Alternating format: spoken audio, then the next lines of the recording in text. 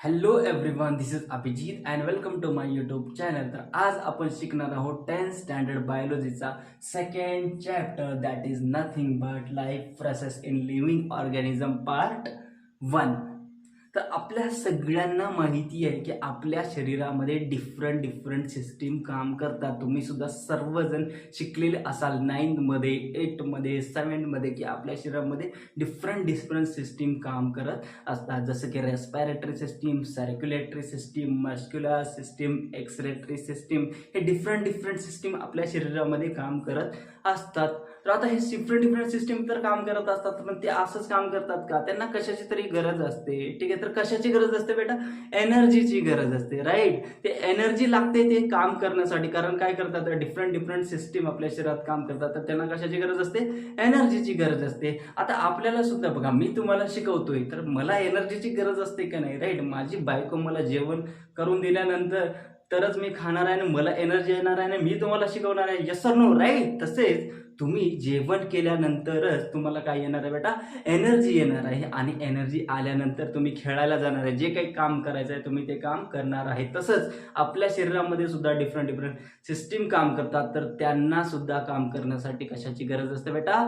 फूडची गरज असते, एनर्जीची गरज असते. कशाची गरज असते? एनर्जीची गरज असते.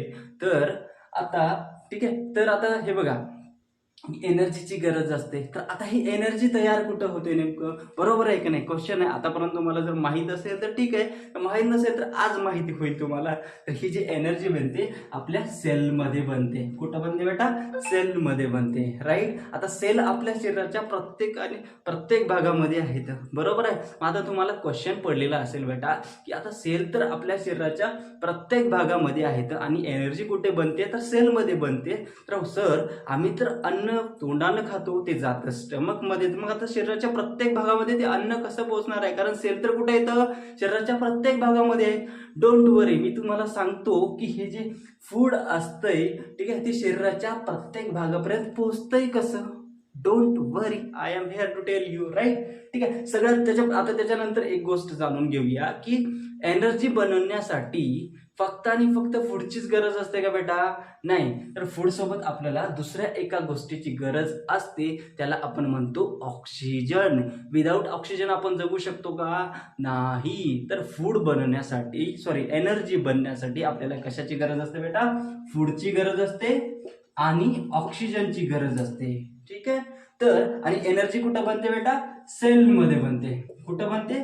सेलमध्ये बनते, राईट. मग आता एनर्जी तर सेलमध्ये बनते, मग हे फूड आणि ऑक्सिजनला सेलपर्यंत पोहोचावं लागेल, राईट. मग फूड आणि ऑक्सिजन सेलमध्ये गेल्यानंतरच सेलमध्ये एनर्जी बनेल, त्याच्याशिवाय बनेल का?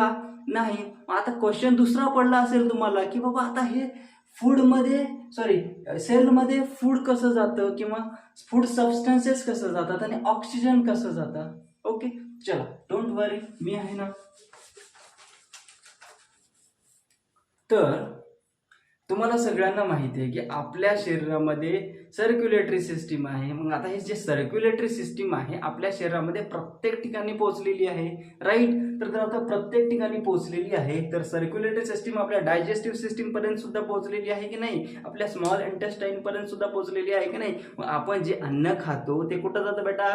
पोटामध्ये जातं. पोटामध्ये झाल्यानंतर काय, ते जे काही अन्न असतं त्याचं काय होतं बेटा? ब्रेकडाऊन होतं. ब्रेकडाऊन झाल्यानंतर त्याचं स्मॉल सबस्टन्सेस मध्ये रूपांतर होतं. ठीक आहे, स्मॉल सबस्टन्सेस जे काही रूपांतर झालं ते कुठं जातं? अन्न स्मॉल इंटेस्टाईन मध्ये जातं. स्मॉल इंटेस्टाईन मधून सर्क्युलेटरी सिस्टीम काय करते? जे काही अन्न असते ते ऍब्झॉर्ब करून घेते आणि ते अन्न कुठपर्यंत पोहोचवते बेटा? प्रत्येक सेल पर्यंत पोहोचवते, कारण सर्क्युलेटरी सिस्टीम डायजेस्टिव्ह सिस्टीम पर्यंत पोहोचलेली आहे, पण आपल्या शरीराच्या प्रत्येक भागामध्ये पोहोचलेली आहे, आणि सेल्स सुद्धा आपल्या शरीराच्या प्रत्येक भागामध्ये पोहोचलेले आहेत. मग सर्क्युलेटरी सिस्टीम काय करते? स्मॉल इंटेस्टाईन किंवा स्टमक पासून काय घेते बेटा? फूड घेते आणि कुठं नेऊन पोहोचवते बेटा?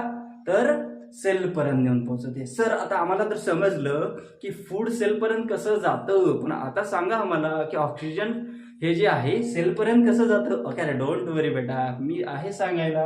तर मी काय करेल, तर तुम्हाला सांगेल की ऑक्सिजन हे जे आहे सेलपर्यंत कसं पोहोचतं. ओके, ठीक आहे. आता जसं तर जसं मी तुम्हाला सांगितलं की फूड कसं पोहोचते, सेम आपण काय करतो बेटा, ऑक्सिजन घेतो रेस्पिरेटरी सिस्टम थ्रू, नेसल कॅव्हिटी थ्रू काय घेतो बेटा, आपण ऑक्सिजन घेतो. ऑक्सिजन घेतल्यानंतर ते ऑक्सिजन कुठं जातं बेटा, आपल्या लंग मध्ये जातं. आणि तुम्हाला सगळ्यांना माहिती आहे की आपली सर्क्युलेटरी सिस्टम जी आहे आपल्या संपूर्ण शरीरभर पोहोचलेली आहे, तसेच आपल्या लंग मध्ये सुद्धा पोहोचलेली आहे. मग जसं सर्क्युलेटरी सिस्टीम इंटेस्टाईन किंवा स्टमक पासून काय ऑब्झर्व करत होते, फूड ऑब्झर्व करत होते, तसंच इथे लंग पासून काय ऑब्झर्व करते बेटा, किंवा काय घेते बेटा, ऑक्सिजन घेते. आणि कुठं नेऊन देते बेटा, शरीरातल्या प्रत्येक सेलला नेऊन देते. म्हणण्याचा अर्थ आतापर्यंत सांगितलेला मी की सर्क्युलेटरी सिस्टीम काय करते की डायजेस्टिव्ह सिस्टीम पासून काय घेते, फूड घेते, आणि रेस्पिरेटरी सिस्टीम पासून काय घेते, ऑक्सिजन घेते, आणि कुठं नेऊन देते, आपल्या शरीरातल्या प्रत्येक सेलला नेऊन देते. इथपर्यंत क्लिअर आहे सगळ्यांना? ओके. आता मी सांगितलं तुम्हाला की नेमकं एनर्जी कुठं बनते. आता आपल्याला एनर्जी कसं बनते ते ह्याच्या पुढच्या व्हिडिओमध्ये बघायचं आहे. ओके.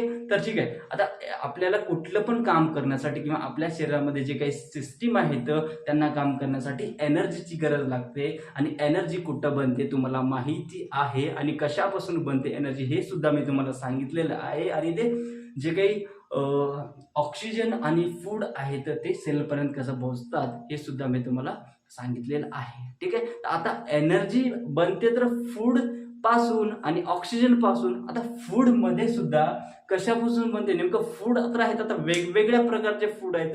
फूड मध्ये सुद्धा काय पडतं बेटा, डिव्हिजन पडतं किंवा डिवाइड होतं. किंवा फूड मध्ये सुद्धा आपण काय खातो, फूड मध्ये आपण खातो कार्बोहायड्रेट खातो.